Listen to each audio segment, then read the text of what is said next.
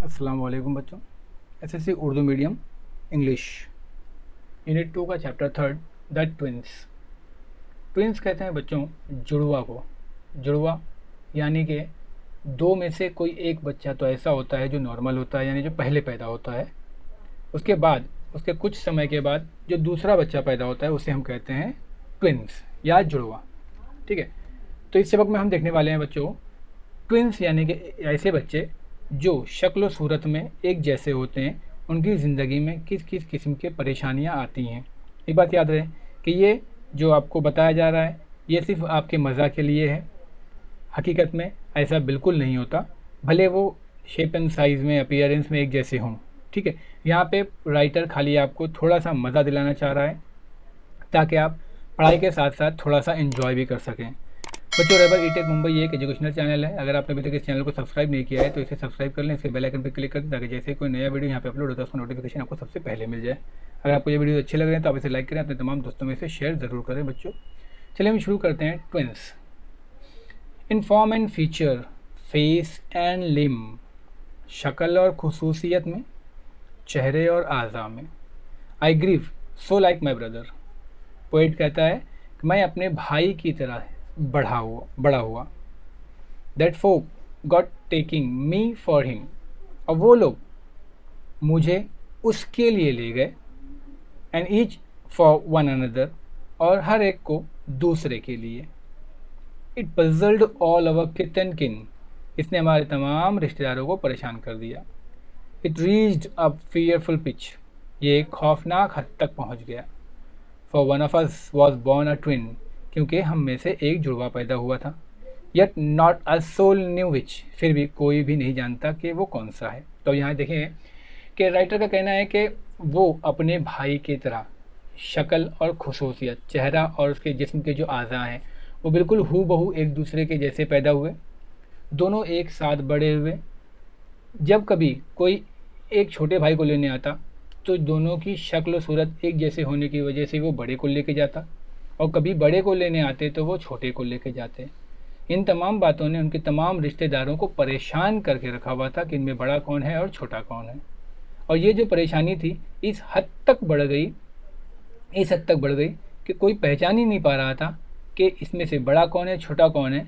इसलिए क्योंकि इनमें से एक जो था वो जुड़वा था। एक पैदा होता तो नॉर्मल होता, दूसरा जो पैदा हुआ वही जुड़वा था। अब इसमें से बाद में कौन पैदा हुआ है, जुड़वा कौन है, ये इनके रिश्तेदारों को भी बताना मुश्किल था। One day to make the matter worse, एक दिन मामला ख़राब हो गया। Before our names were fix, जबकि हमारे नाम तय किए जाने थे ना। जिस दिन जैसे कि हमारे यहाँ होता है 6 दिन में, सवा महीने में बच्चों को नहला धुला के साफ़ करके उसको नाम रखने की जो प्रक्रिया चलती है, यानी कि जो मामला आता है नाम रखने वाला, उस दिन था।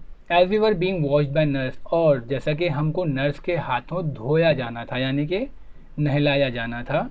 वी गॉट कम्प्लीटली मिक्सड, उस दिन हम पूरी तरह से एक दूसरे में खलतमल्त हो गए, घुल मिल गए।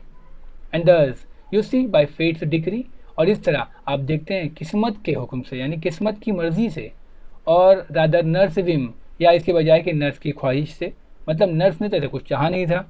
माई ब्रदर जॉन, मेरा जो भाई था जिसका नाम जॉन रखना था, गॉट क्रिस्टनड मी, है ना, उसको मेरा नाम मिल गया।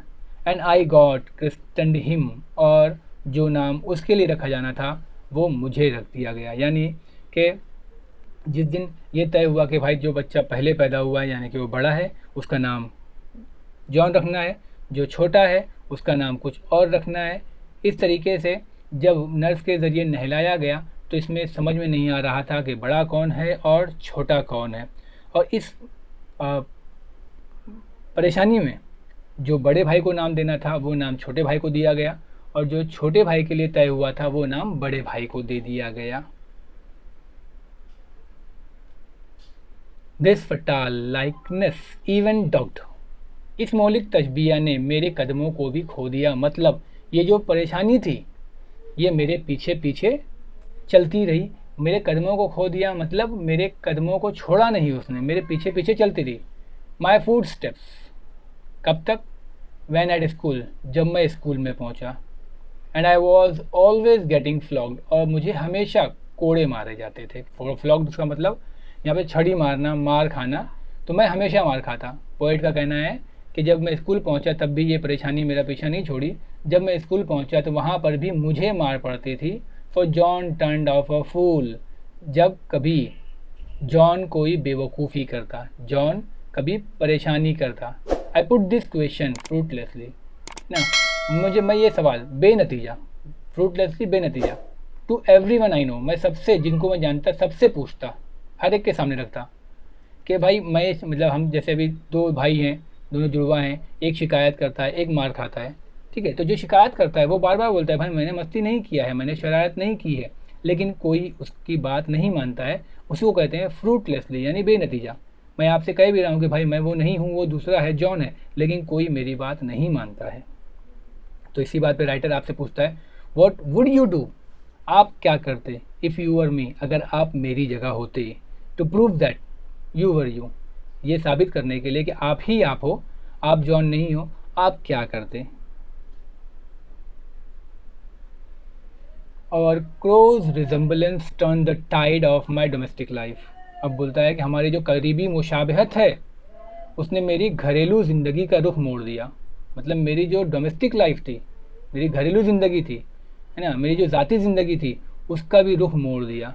फॉर समहाउ, किसी तरीके से, माई इंटेंडेड ब्राइड, यानी वो किसी तरह से मेरी दुल्हन मेरी भाई की बन गई। मतलब माई इंटेंडेड ब्राइड, यानी कि जिस दुल्हन को मैंने पसंद किया था, बिकेम माई ब्रदर्स वाइफ, वो मेरे भाई की बीवी बन गई। In fact year after year of the same, और यही चलता रहा। दर हकीकत साल ब साल वही बेहुदा गलतियाँ होती रहीं। Absurd mistakes when on, absurd mistakes यानी बेहुदा गलतियाँ, साल दर साल ऐसे ही चलता रहा। एंड व्हेन आई डाइड, और एक दिन ऐसा भी आया जब मैं मर गया। द नेबर्स केम, पड़ोसी आए, एंड ब्यूरिड ब्रदर जॉन, और उन्होंने मेरे भाई जॉन को दफना दिया। ये इस चैप्टर के जो राइटर हैं बच्चों, हेनरी सैम्ब्रूक ली। जैसे कि मैंने आपको बताया, इनका जो इंटेंशन था वो सिर्फ इतना ही था कि आपको थोड़ा सा हंसाया जा सके। रियल लाइफ में, रियल ज़िंदगी से इसका कुछ लेना देना नहीं है। आप इसके क्वेश्चन आंसर जब करेंगे तो आपको समझ में आएगा कि बहुत सारी ऐसी गलतियाँ इसमें बताई गई हैं जो हम इस पर यकीन भी नहीं कर सकते। बहरहाल इस चैप्टर में हमको यही सिर्फ सीखना था कि अगर सच में कोई जुड़वा बच्चा पैदा हो जाए तो उनके साथ में ज़िंदगी में क्या क्या परेशानियां सामने आ सकती हैं, वो यहाँ पे बहुत ही बेहतरीन अंदाज में, मज़ाहिया अंदाज में आपको बताया गया है। उम्मीद करता हूँ आपको समझ में आया होगा। जज़ाकल्लाहु खैर, बहुत शुक्रिया।